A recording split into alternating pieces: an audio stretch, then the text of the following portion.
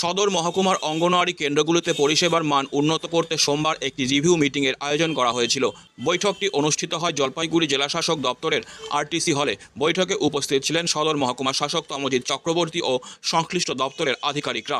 সদর মহকুমা শাসক তমজিৎ চক্রবর্তী বৈঠকে জানান, মহকুমার মোট 1653টি অঙ্গনওয়াড়ি কেন্দ্র রয়েছে।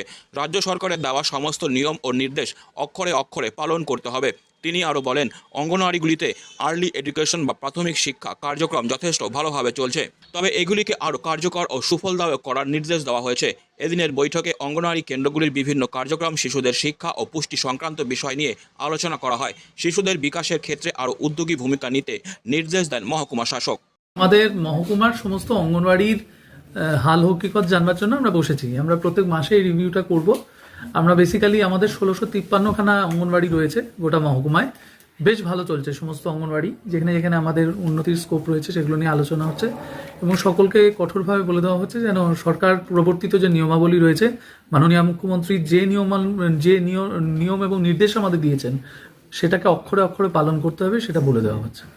কি কি সমস্যা রয়েছে এখন অঙ্গনওয়াড়িগুলোতে? সমস্যা বলতে অ্যাকচুয়ালি আমি সমস্যাকে কখনোই সমস্যা হিসেবে দেখি না।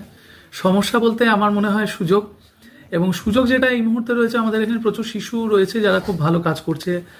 আপনারা দেখেছেন এর আগেও আমরা বিভিন্ন অঙ্গনওয়াড়িতে গেছি, খুব ভালো ইসিসি হচ্ছে, ওদের আর্লি যে এডুকেশনের ব্যাপারটা রয়েছে খুব ভালো মতন ওরা নিতে পারছে। সুতরাং আমরা চাইছি যে আরও ভালো করে যাতে ওটাকে রূপায়িত করা যায়, যেভাবে রাজ্য সরকার চাইছেন আমাদের জলপাইগুড়ি মহকুমার প্রত্যেকটি অঙ্গনওয়াড়ি যাতে সেই সুযোগটা পাই। সাহেব, অনেকেই দেখা যাচ্ছে যে পোষণ ট্র্যাকারে নিয়মিত তথ্য আপলোড করছে না, সেক্ষেত্রে একটা মনিটরিংয়ের সমস্যা হচ্ছে। ওটা আমরা খতিয়ে দেখছি, ওটা সিডিপিও সাহেবরাও রয়েছেন, ওটা আমরা নিশ্চয়ই we will ensure that this is done.